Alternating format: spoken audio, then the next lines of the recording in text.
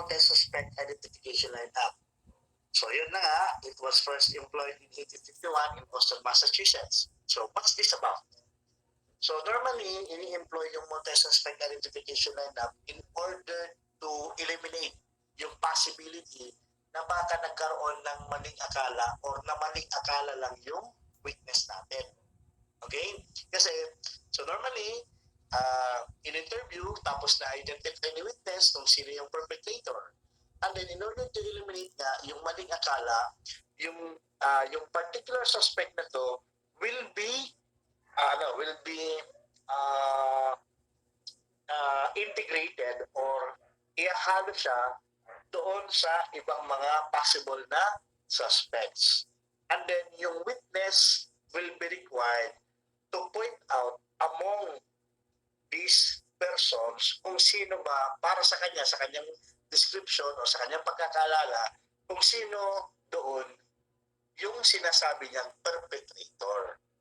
So, pag na-same pa rin yung identification, positive yung identification, then normally eliminated na yung possibility na maling akala, affirm, confirm, positively identified yung suspect natin.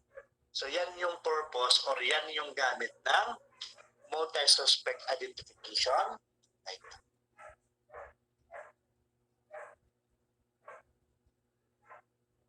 Nako ha? Yes, sir. Yes, sir. Okay. So we proceed now with Mr. William Henry Fox Talbot. So, si William Henry Fox Talbot, ano to? Sa forensic photography ninyo. So, siya yung, kumbaga, pinaka prominent figure doon. Why? Kasi nga, William Henry Fox Talbot, so, kino-consider siya as siya yung nakapag-explain ng photographic process. So, in 1839, so it became known as the birth of photography by virtue of the contributions of Mr. William Henry Fox. Then we have Charles Dickens. Okay? Charles Dickens, ang contribution naman niya is doon sa fictions. Okay? So, he was a great novelist in which through his story entitled Big House, na-introduce na yung term na detective. Okay? Charles Dickens. Then, Girl Power, ika 1856, Kate Wayne. So she became the first woman detective in the history of criminal investigation.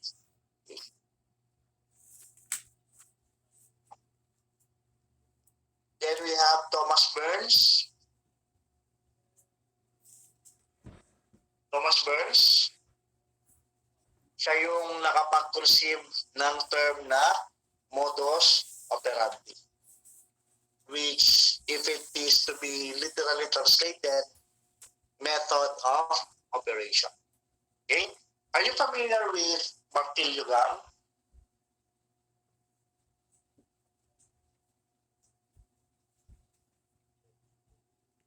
Hello, guys. Nandiyan pa ba kayo? Sir. So, tayo mo Yes, sir. Ano to, sir? Martillo Gang. Are you familiar with Martillo Gang? Yes, sir. Mao nakatong mangdukdukog material, sir? Out of a sudden? Dili. Yes, pero sa mga jewelry stores. Oh, kasagaran sa makawat sa Yeah, di ba? Ka ng mga sa jewelry stores ba? So, ano ba yung modus operandi nila? Or paano ba sila mag-operate? tukdo po ng mga sa amin, sir.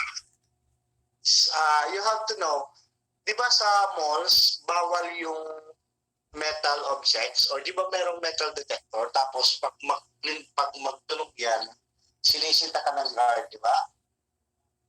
Yes, sir. Yes, sir. Saan galing yung martilyo?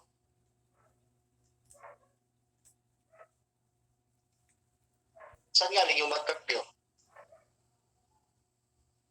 Ni kanang ipalit sa hardware store o sa mall inside. Yeah. Ilahang Yes, very good, Miss Christine May.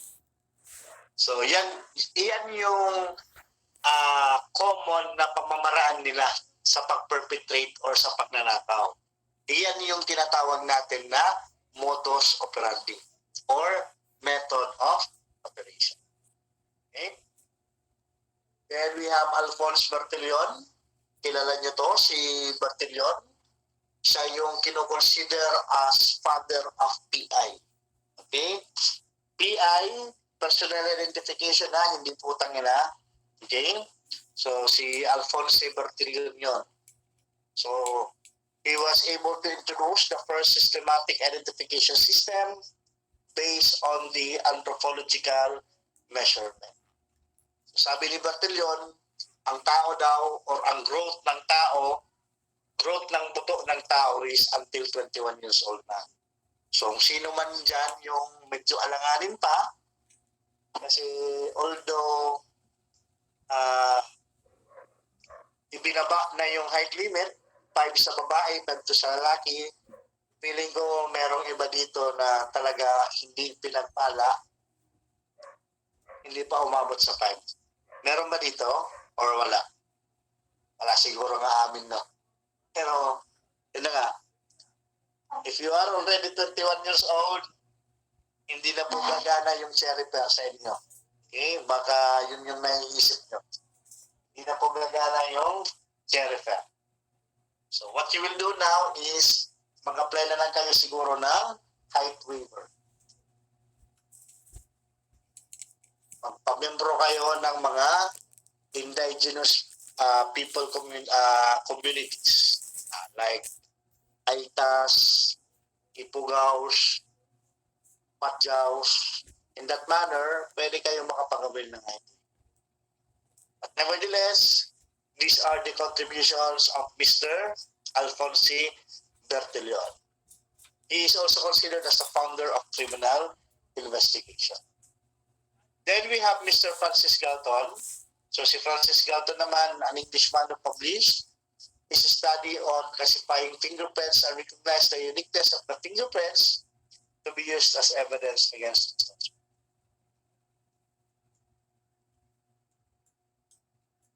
Then we have Mr. Paul Leland Kirk. Take note of this person. Yung blood spatter evidence. Yan yung contribution niya. How to analyze blood spatter evidence. Ano nga ba yung blood spatter evidence? Blood spatter evidence, like for example, normally, pagdating sa mga violent deaths or violent crimes, sinaksak, tinaga. So normally, kung saan yung wound, doon yung dugo. Tapos kung saan matumba yung victim, mag-create yan ng pool of blood. However, possible na kapag sinaksak, tapos may mga talsik-talsik, yan, those are what we call as blood spatter. Okay? And according to, or rather, Paul Leland Kirk was able to find a way to analyze yung blood spatter evidence natin. Then, in 1977, shortly, or rather, 5 years after the declaration of the martial law, yung FBI naman is na-introduce yung tinatawag na AFIS or Automated Fingerprint Identification System. So, yung mga fingerprints have been scanned through the use of computers. Then, 1986, and sa time in England, yung tinatawag na deoxyribonucleic acid. So, DNA typing was first used to solve a crime.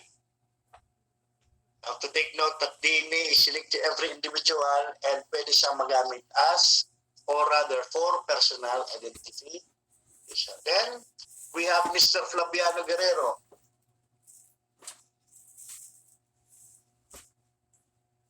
Flaviano Guerrero is the only Filipino member of the United States Federal Bureau of Investigation. Also, Mr. Flaviano Guerrero is the one of the founder of the National Bureau of Investigation.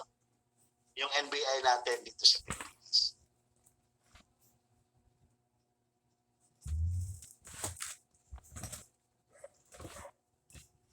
Then, 1986, yung DNA, DNA typing was first used. Tapos, 1987, na introduce naman for the first time in US Criminal Court yung DNA.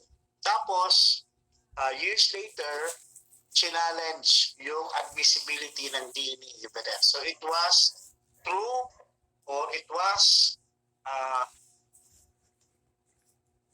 in the case of New York versus Castro, wherein the admissibility of DNA evidence was seriously challenged. So, by virtue of this case, so it was able to set in motion a string of evidence, set of evidence rather, wherein nagkaroon ng major changes doon sa pag-handle ng DNA. And that includes yung certification, accreditation, standardization, and the guidelines to ensure that the DNA evidence or there is a control for the quality of the DNA evidences that are being produced for both DNA laboratories and for the general forensic community. So kanina, 1977, 5 years after martial law, APIS, 20 years later naman, 1997, yung IAPIS or Integrated Automated Fingerprint Identification System. Then we have Alan Pinkerton.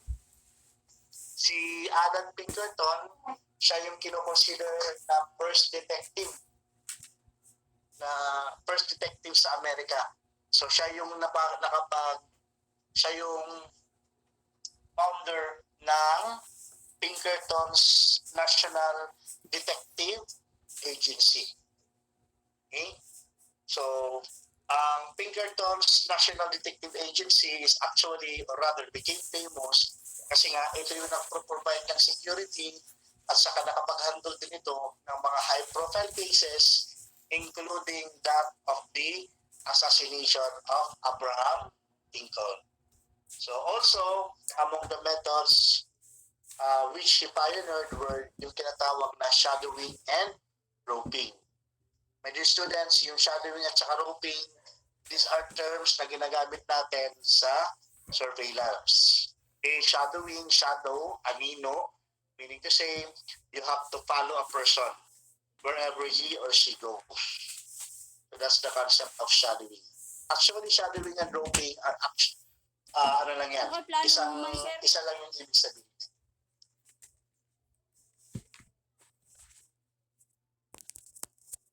Then we also have Dr. Hans Gross. Dr. Hans Gross, who is also considered as the father of criminalistics. So he was the earliest advocate na dapat daw ang criminal investigation should be considered as a science. Kasi nga naman daw, dapat daw yung investigation should not be based on in mere intuitions only. So we have to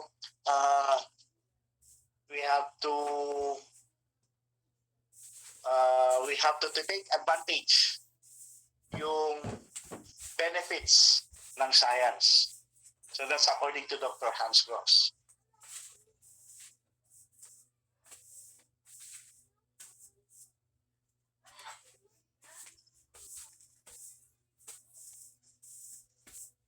Then we have Dr. A.C. Doyle, Dr. Arthur Conan Doyle. So siya yung nakapag-create ng character ni Sherlock Holmes. And then lastly, si Dr. Alec John Jeffries, yung kanina yung sinasabi ko na DNA.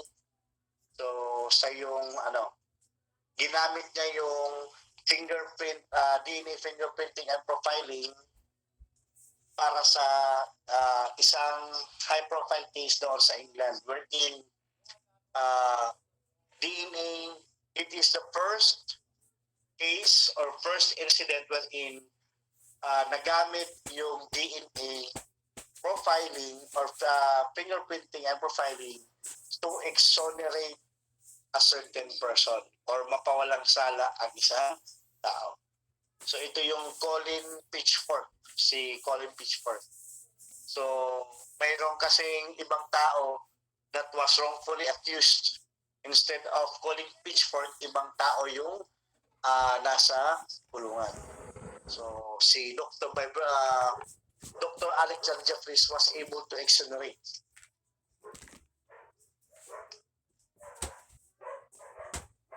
Okay.